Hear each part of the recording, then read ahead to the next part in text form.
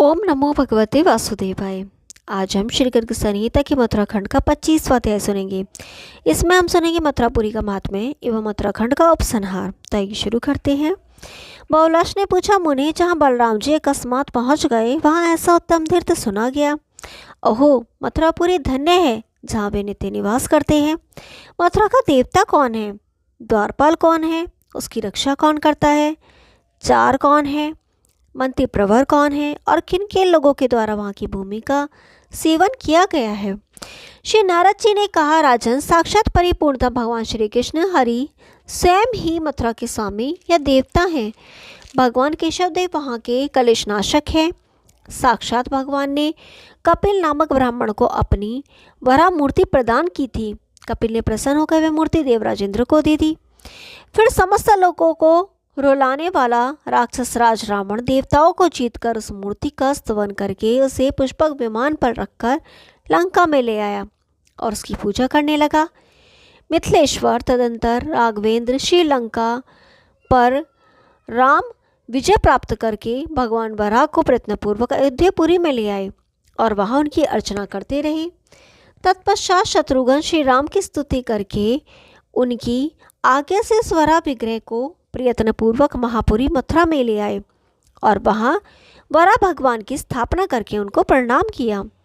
फिर समस्त मथुरावासियों ने उन वरदायक भगवान की सेवा पूजा प्रारंभ की। वे ही ये साक्षात कपिल वरा मथुरापुरी में श्रेष्ठ मंत्री माने गए हैं। भूतेश्वर नाम से प्रसिद्ध भगवान विश्व मथुरा के द्वारपाल या क्षेत्रपाल हैं। वे पापियों को दंड देकर भक्ति के लिए उन्हें मंत्रोपदेश करते हैं। महाविद्या स्वरूपा दुर्गम कष्ट दूर करने वाली चंडिका देवी दुर्गा सिंह पर आरूढ़ हो सदा मथुरापुरी की रक्षा करती है। मैं नारद ही मथुरा का चार गुप्तचर हूँ और इधर उधर लोगों पर दृष्टि रखकर सबकी बात महात्मा श्री कृष्ण को बताता हूँ। विधिराज नगर के मध्य भाग में स्थित शुभदायिनी करुणामयी मथुरा देवी समस्त भूखे लोगों को अन्न प्रदान करती है। मथुरा में मरे हुए लोगों को विमानों द्वारा ले जाने के लिए श्याम अंग वाले चार भुजाधारी श्री कृष्ण पार्षद आते जाते रहते हैं।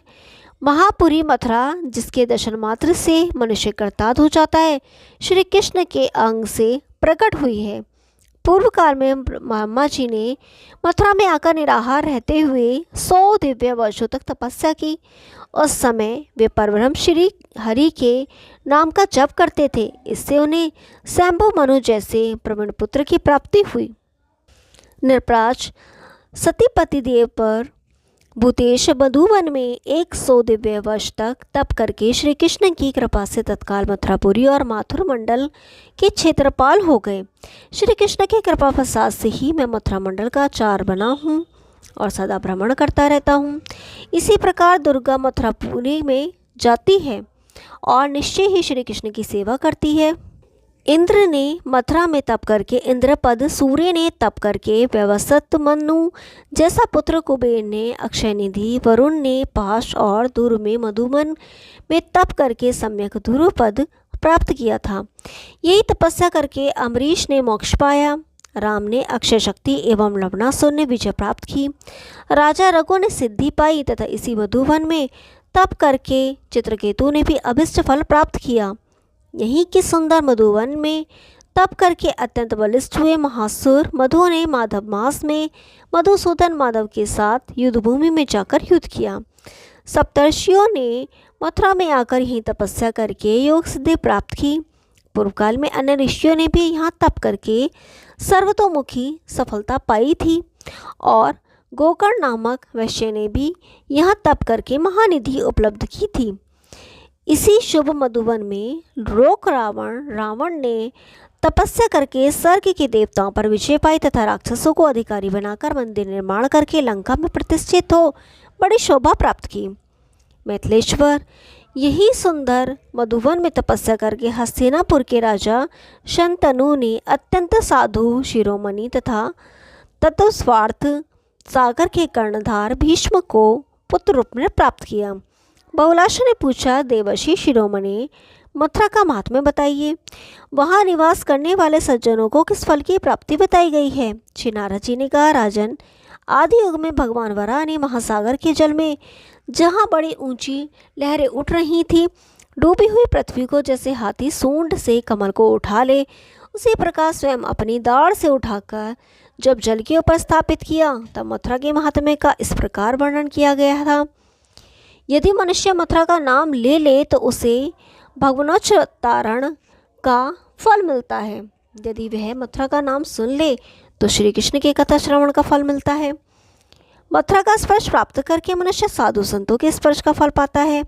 मथुरा में रहकर किसी भी गंध को ग्रहण करने वाला भगवान चरणों पर चढ़ी हुई तुलसी के पत्र की सुगंध लेने का फल प्राप्त करता है।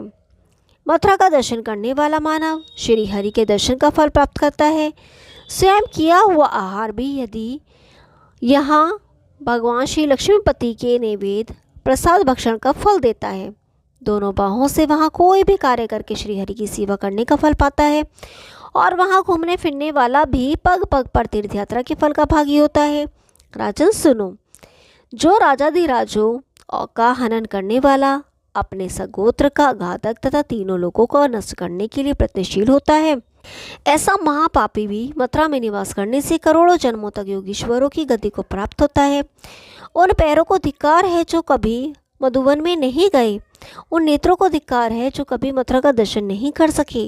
मिथिलेश्वर, उन कानों को धिक्कार है जो मथुरा का नाम नहीं सुन पाते, और उस वाणी को भी धिक्कार है जो कभी थोड़ा सा भी मथुरा का नाम नहीं ले सकी। विदेराज, मथुरा में 14 करोड़ वन हैं जहाँ तीर्थों का निवास है। इन तीर्थों में से प्रत्येक मोक्षदायक है। मैं मथुरा का नामोच्चारण करता हूँ और साक्षात मथुरा को प्रणाम करता हूँ, जिसमें असंख्य ब्रह्मांडों के अधिपति परिपूर्णतम देवता गोलोकनाथ साक्षात श्री कृष्णचंद्र ने स्वयं अवतार लिया। उस मथुरापुरी को नमस्कार है।